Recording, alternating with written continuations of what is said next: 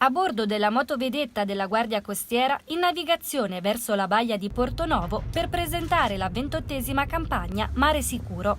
L'obiettivo è garantire la sicurezza della navigazione, la salvaguardia dei bagnanti, dei diportisti e dei subacquei. Su tutto il litorale marchigiano, da Gavice a Porto d'Ascoli, saranno impiegati 400 uomini e donne della Guardia Costiera, 39 mezzi terrestri, 26 unità navali e, se necessario, mezzi aerei. Per la prima volta l'operazione Mare Sicuro è partita in anticipo il 1° giugno e proseguirà per tutta l'estate fino al 15 settembre. Tra le novità, l'attività di salvamento per l'intera giornata e un'ordinanza balneare con le stesse norme per tutta la regione Marche. Siamo riusciti a fare un'ordinanza omogenea in maniera tale che in tutta la regione ci sono delle norme uguali, e questo anche per favorire la conoscenza e un comportamento corretto e uniforme appunto in regione da parte di tutti i fruitori del mare e delle spiagge. Così come Mezzavalle e il Trave sono interessati dal pericolo di frane, attenzione alle ordinanze che vietano lo stazionamento in determinati tratti di spiaggia del litorale marchigiano.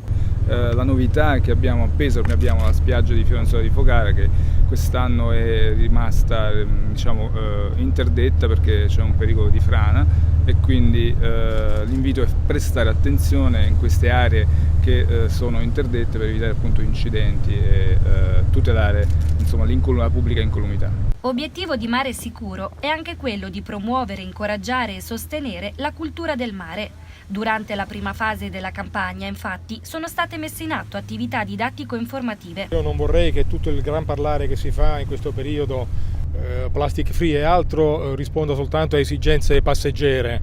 Noi dobbiamo interiorizzare e cercare di trasmettere agli altri la necessità di salvaguardare l'ambiente a tutto tondo, ma in particolare il mare, che poi è il recettore finale di tutte le attività che si svolgono a terra e che magari non sono praticamente virtuose. Durante la stagione estiva il prodotto ittico è molto richiesto, ecco quindi qualche consiglio per evitare spiacevoli sorprese.